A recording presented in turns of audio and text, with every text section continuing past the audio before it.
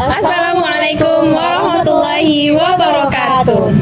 The Honorable Lectures who teach Early Childhood Education Curriculum Course, Ma'am Lili Mulyani, MPD. Before we begin, I would like to introduce our member, me, Rani Hafizatul Fadila, as a first presenter, and the second presenter, I am Rahmadina. and the last presenter, I'm Rahmi Chania. Today, we will present about early childhood education curriculum in China. Pertama, saya akan menjelaskan bagaimana gambaran umum mengenai pendidikan anak usia dini di Cina.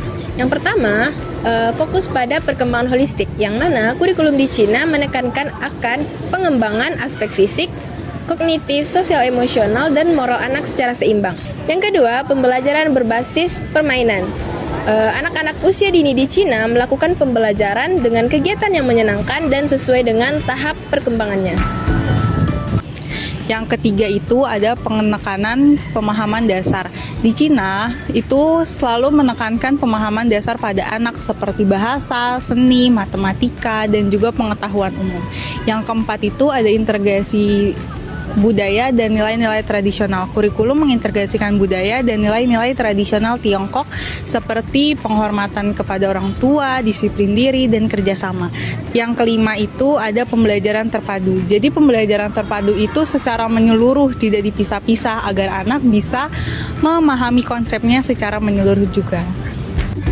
Yang keenam yaitu ada peran aktif orang tua dalam pembelajaran anak usia dini. Peran aktif orang tua dalam pembelajaran anak adalah ketika orang tua berperan aktif dalam mendukung pembelajaran anak, maupun itu di rumah maupun itu di sekolah.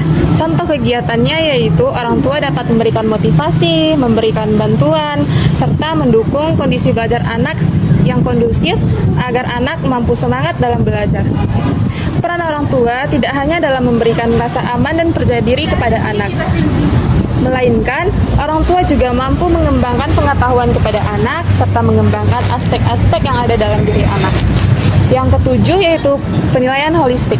Penilaian holistik adalah penilaian dalam pembelajaran yang tidak hanya memfokuskan pada hasil belajar, melainkan memfokuskan pada pengembangan aspek-aspek pada anak seperti aspek sosial, aspek agama, aspek perkembangan fisik, serta perkembangan yang lainnya.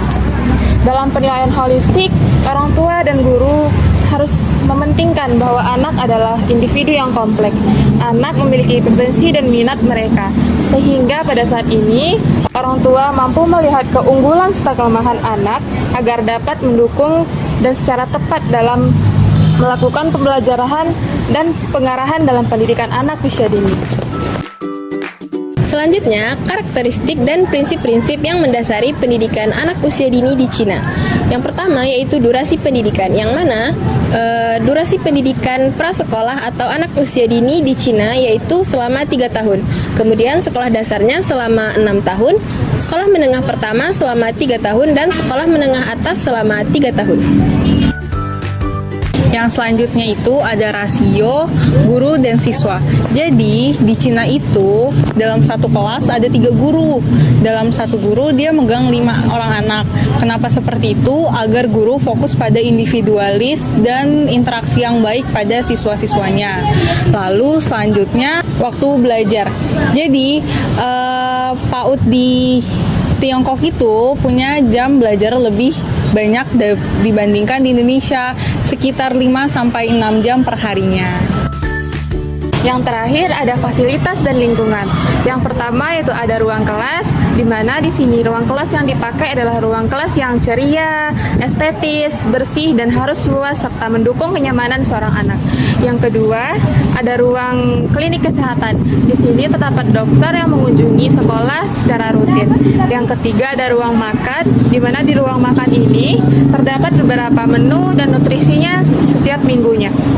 Dan yang terakhir adalah ruang kelas yang digunakan untuk memajang konsep pembelajaran seperti matematika, IPA, dan lainnya.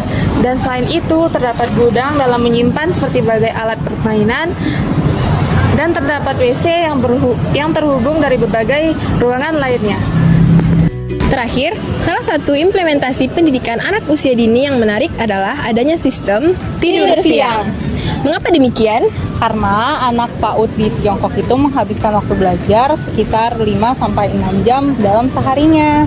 Berdasarkan jurnal, tidur siang memiliki beberapa manfaat seperti meningkatkan kemampuan kognitif, menghilangkan stres, serta meningkatkan kekebalan tubuh pada anak.